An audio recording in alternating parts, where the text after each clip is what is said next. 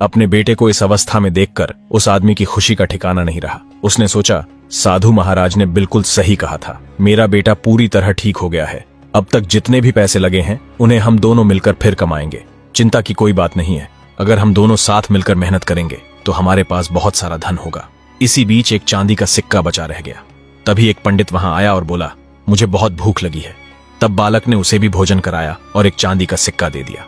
इस तरह पूरे 121 चांदी के सिक्के ब्राह्मणों और गरीबों में बांट दिए गए। इतना काम पूरा होने के बाद आदमी ने अपने बेटे से कहा, चलो बेटे अब घर चलते हैं, अब तुम पूरी तरह स्वस्थ हो चुके हो। तब बालक ने कहा, कौन सा घर? किसका घर? मेरा कोई घर नहीं है, मैं वही साधु हूँ जो तुम्हारे घर भोजन करने और एक रात रुकने आया था। लेकिन तुम दोनों ने मिलकर बहाने से 2-3 दिन रोककर मुझे जबरदस्ती गाड़ी में बैठाया और स्नान कराने के बहाने हरिद्वार लाकर गंगा में धक्का दे दिया, जिससे मेरी मृत्यु हो गई। ये सब तुमने मेरी लाठी में रखे सोने चांदी के सिक्कों के लालच में किया था। तुम और तुम्हारी पत्नी दोनों पैसों में अंधे हो चुके थे। तुम्हारे मन में धन का लालच जाग चुका था। तुम दोनों मुझे पानी में धक्का देकर वापस घर चले गए। इसके बाद तुम्हें पुत्र की प्राप्ति हुई और तुमने सोचा कि साधु को गंगा में धक्का देकर तुम्हें पुण्य मिला है, लेकिन असली फल तो अब मिल रहा है।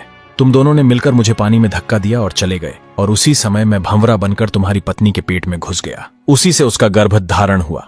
और एक बात सुन लो, तुमने मुझे पानी में धक्का देकर मारा था, लेकिन अब देखो मैं तुम्हें किस तरह मारता हूँ। तुम ऐसे ही भीख मांगते रहोगे जैसे मैं भीख मांगता था। तुम 7 जन्मों तक दर दर भटकते रहोगे।